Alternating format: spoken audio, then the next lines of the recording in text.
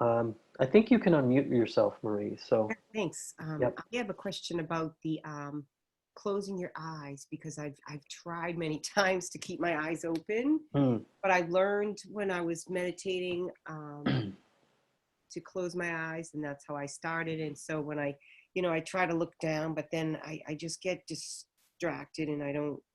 Hmm. Does it mean? I mean, it's you said it says not to close our eyes, Right. right? Yeah, So what's that mean? Like, that's a good question. And that's its own practice, really, is what's often called open eye meditation, to cultivate, as the visual sense is one of the senses that we practice with. Um, so, for example, the sense of hearing, when we're practicing mindfulness, and we're allowing the mind just to kind of focus on breathing and breath, but then a sound comes up and distracts us. If we're in a meditation hall with other people, someone may cough really loud, and that can start a whole cascade of thoughts and a narrative and judgment, like why don't they be quiet, or why don't they leave the room if they're going to cough? And we're working with hearing there, how to bring equanimity into hearing and not focus on the object of hearing, but rather focus on how we're relating to hearing and labeling it simply as hearing, right? Whether it's a pleasant sound or an unpleasant sound or a neutral sound, we just see it, or rather hear it, simply as hearing, as our capacity to hear. And that can root us in the present moment. So this is how, when I practice, if there's a loud sound outside and I'm sitting in meditation, um, whatever it is acts like a bell for me, hmm. a bell um, that says you're here through hearing. So it's not about the object, it's about, the reminder. And the visual faculty is in many ways similar, but I think can be even more challenging to practice with. And why is that? That's my Well, question.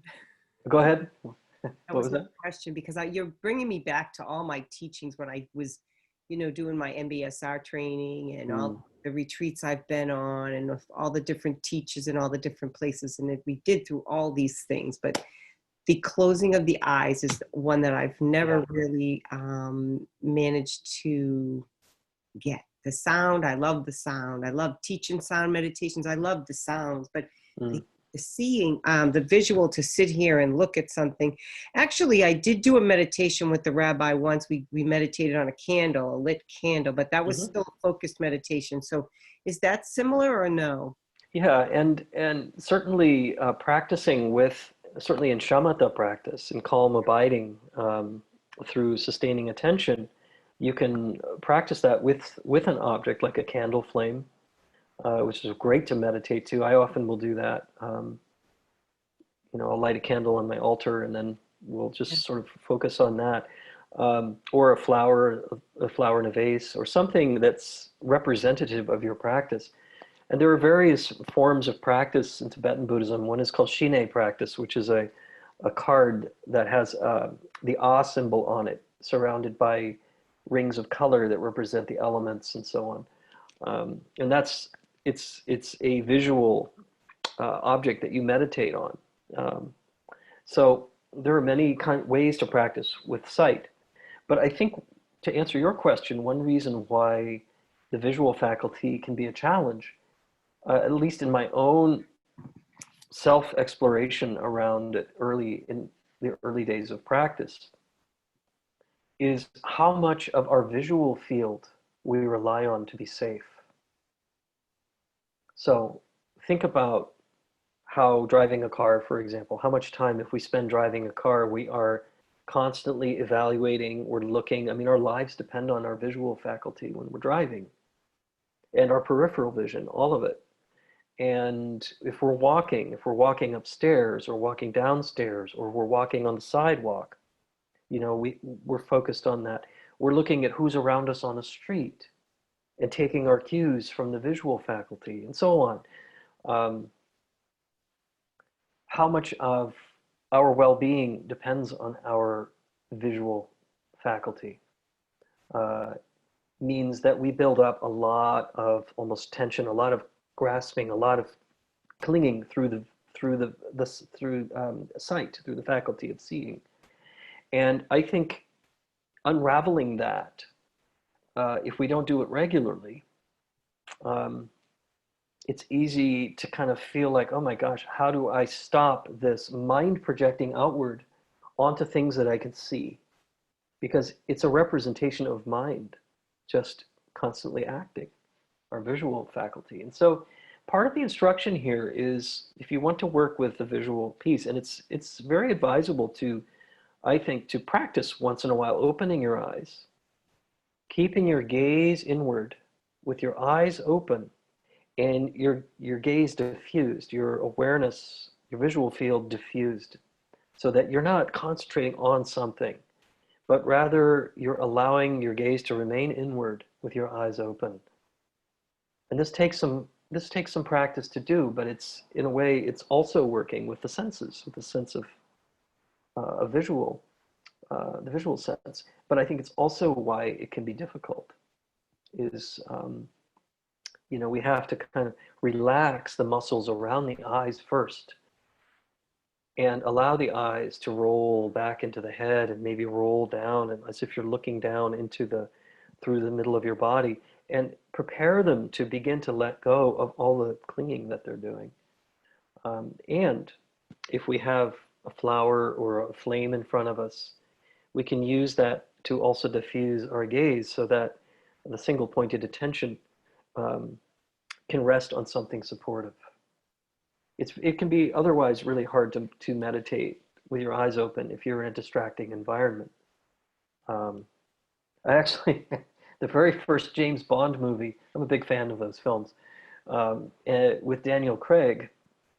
Maybe I've mentioned this before. I feel like I'm repeating myself here, but there's this long scene. I think it was Casino Royale. There's this really long scene at an airport with all the shooting. It feels like it's 20 minutes of exploding tanker trucks and machine guns shooting and fighting and running and stuff. I actually started getting quite bored, and I was in a theater when I was watching this. And I thought, you know what, this is a good practice opportunity to practice. And so I meditated with open eye at the screen and all the sounds happening. And it was glorious.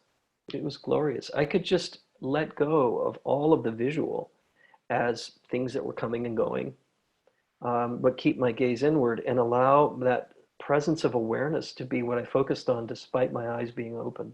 You can actually even sometimes feel that clear, naked consciousness arise more easily with the eyes being open. If you can sense awareness through your eyes, we can practice that today, and we'll start in a minute. We'll start practicing a bit.